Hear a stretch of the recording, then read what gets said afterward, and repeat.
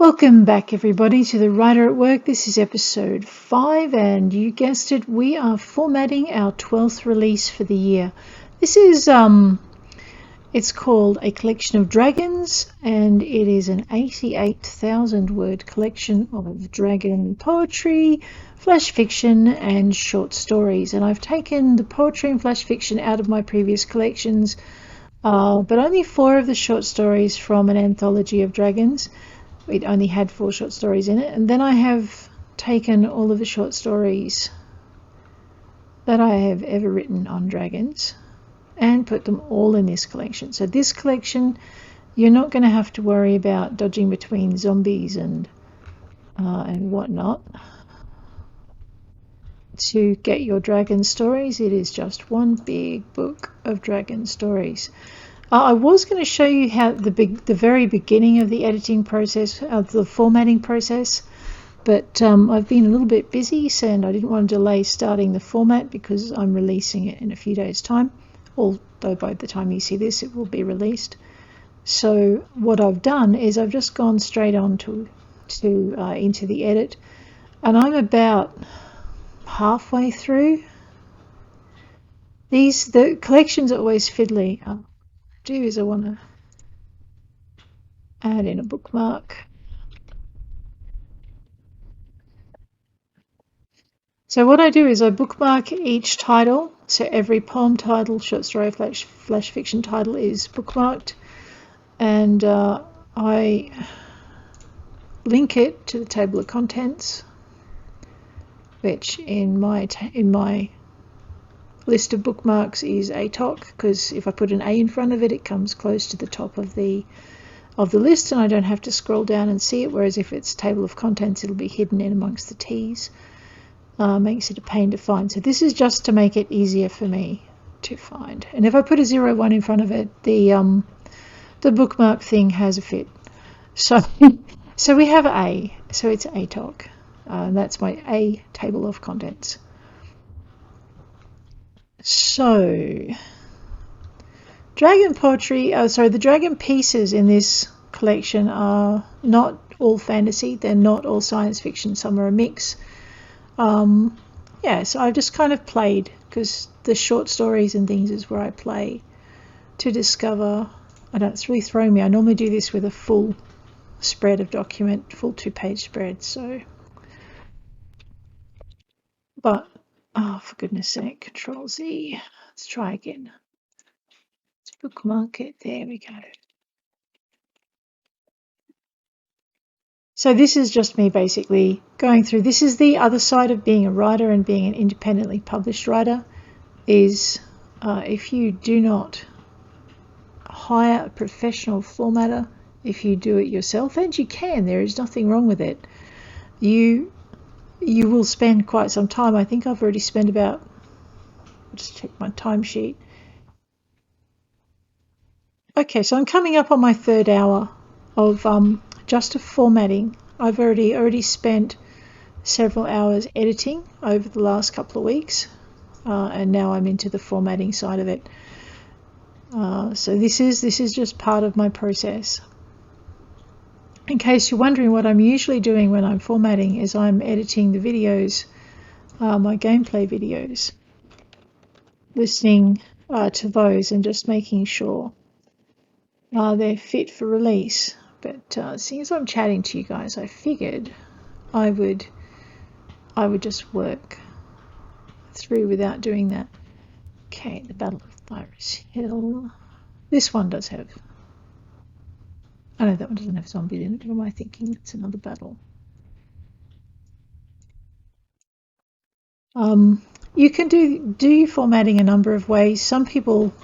Occasionally I've been known to go through and find all the titles and just do all the title bits and format them all. When I do that, I sometimes miss titles, so I'm actually trying to just work from top to bottom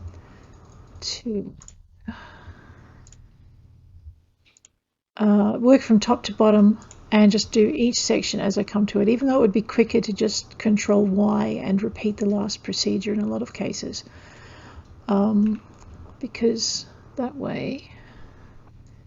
But I find if I do that, I will actually miss little things like this. So that's why you'll see me go back and forward just to double check I've done everything, like making sure there's 2 returns so that when I format for draft to digital, so when I upload to draft to digital, they're the thing that they use to, I mean, Smashwords you would call it a grinder. So the thing you use to turn this Word document into a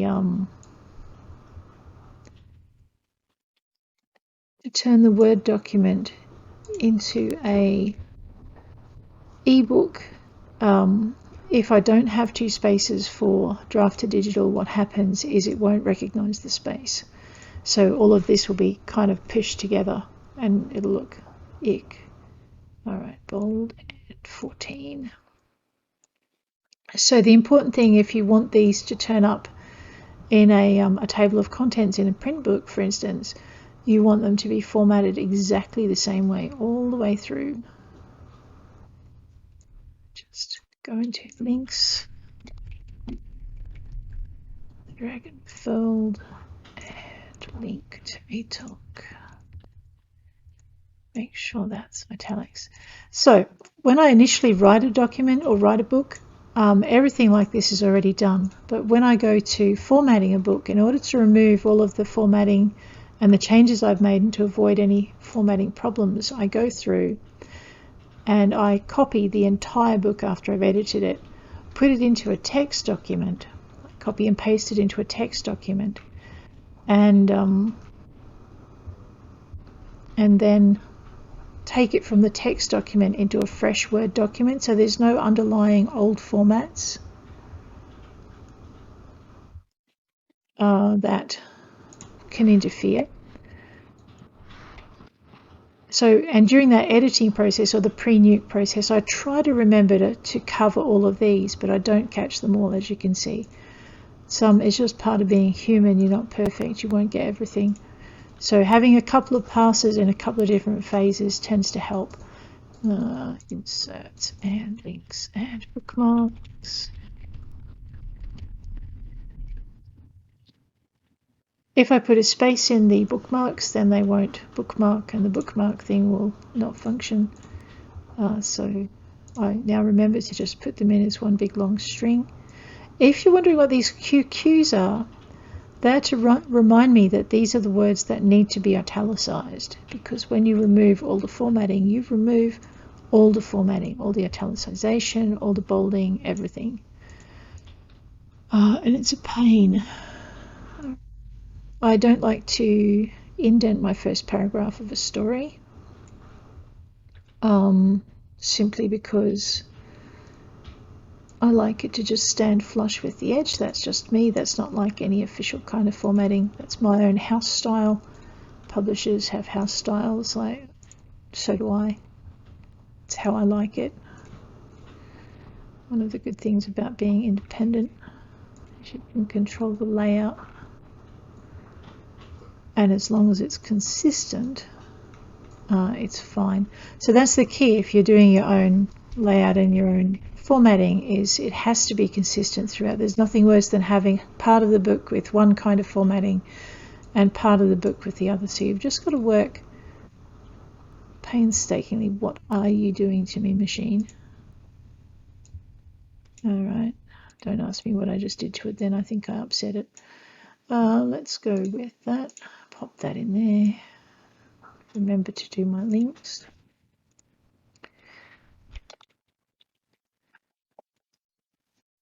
Yeah, so I can't guarantee the genre of each of these things is going to be fantasy. Well, all I can guarantee is that somewhere in each of these pieces you will have a dragon when you read it, or there will be a dragon when you read it. You may not personally have a dragon. That is beyond my control. So let's go into there.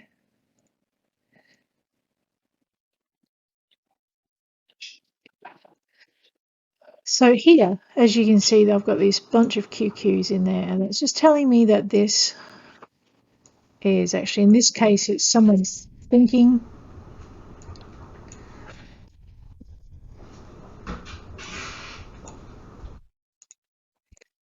And so I tend, whenever I have thoughts, the thoughts are in italics, and but they don't have any little speech marks on either side. If someone's talking in someone else's head, then you'll see the speech marks. So, and that's pretty consistent across everything that I write, just because that helps me understand who's saying what and how they're saying it.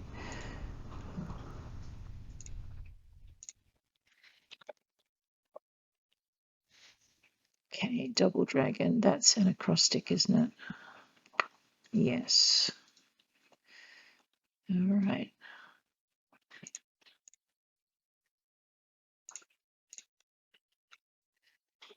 So yeah, so this is not, like I said, this is not the most exciting part of being a writer, but it is one of those things. If you're deciding to go independent, to publish your own stuff, you need to decide where your budget is, where your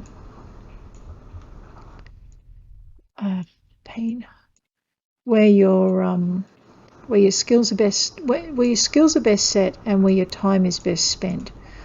So in my case, I like to have a fair amount of control over when something is completed. Not really fond of fitting into someone else's timetable. I can and I do, especially with my artists. I will fit into their timetable because they are so much better at the art thing than I am. But when it comes to something like formatting that I can learn to do myself, I do it. Now I'm just going to decide whether or not I want that centered, because I may not. Yeah, I do. That can stay that way. Right, these are poems. They are all centered. So at the very end of my process, what I'll do is I'll do a search for the double Qs. I could just do a search and remove, and I could remove them all en masse as one big sweep. But if I've made a mistake and maybe put 3 Qs in somewhere, and it has been known to happen, then I'll miss that, and you'll have this word with this poor little orphaned Q sitting on the end of it that shouldn't be there. So I look for the double Qs as I go through and remove them, and that will pick up any triple Qs as well, because then I can take them out. So yeah, it's just very zen. You just go through, make it pretty. A bit like House Flipper, only, different.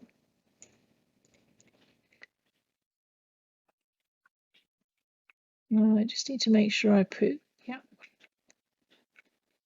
yeah. So I'm just making sure I've got my double returns in.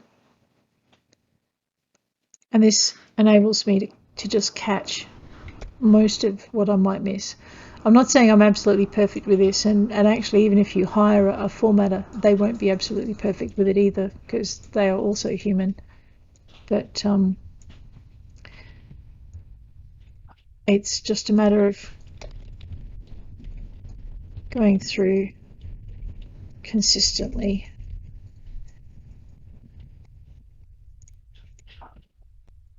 So yeah, so if you if you're enjoying this video on how I format my stuff, or how you might be able to approach your own formatting, if any of this helps, feel free to adapt the technique. Words here are all my copyright, and I own the IP to it, so don't adapt any of those. But if this is helping you as you're learning to do your own form of publishing, then feel free to like the video and subscribe to see more. If you have any questions about formatting, for instance, I don't format paperbacks. I haven't quite wrapped my head around it yet, so I rely on a lot of the platforms programs for that. It is something I need to learn. But if there's any questions that you have that you'd like to see that I might be able to help you with, just drop it in the comments and I will try to answer them. That's that.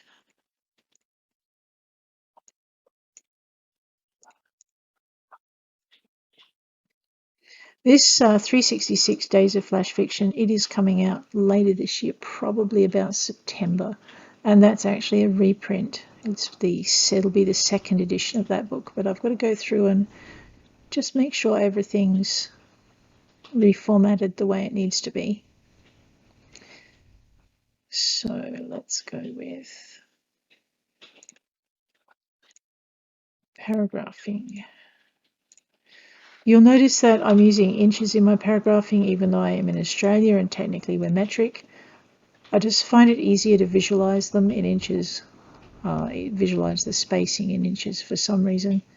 It could just be because I'm old.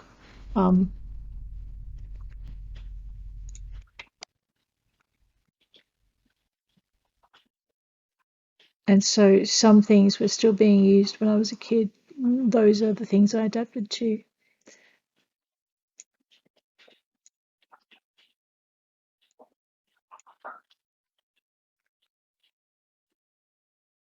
But yeah, so if you ever wondered what formatting looks like for a writer, this is it. What else is there? There's really not much else I can tell you. It's not a really complex process. It's just fiddly and time consuming, which is one of the reasons if you've got to kind of balance your idea or your budget, your time budget versus your monetary budget. If you're working on a shoestring, then learn to do your own formatting. If you've got money to spare, maybe find a formatter to work for you. I do not hire out as a formatter before you ask. It's not what I want to do. I want to write.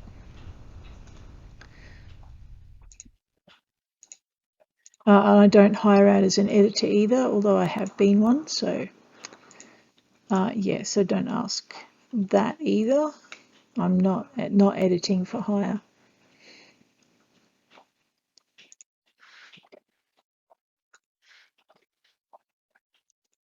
And I'm fully booked as a ghostwriter. So I'm sorry, not available for ghosting either. So yeah.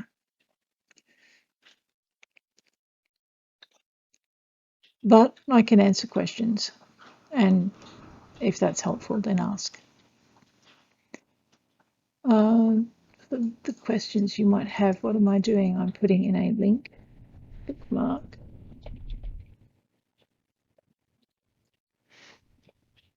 Add, and more links for the table of contents. And then we put our italics, and then we put in our bold. None of this is set in stone. You must format this way. You'll find every publishing house has a slightly different way of formatting. If you're going to work for one, make sure you find their way of publishing and their way of formatting. There's no right or wrong. It's how the house does it, which is kind of important to remember if you're trying to get into the business and you want to learn how to do these things. Just be aware that each publisher has its house style. So if you're applying for a job with them, make sure you know what that is. Have a look at how their books are formatted. Have a look at what spelling they use. Have a look at the kinds of grammatical conventions they use, because those are the things you're going to need to get right if you're going to work for that publishing house. The Dragons River, which I've just forgotten what I was doing. Link. A talk.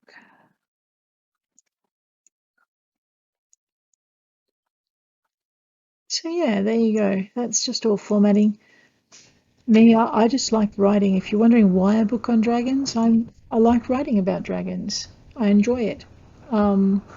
They tend to turn up in my stories whether they're invited to or not. That's just part of it.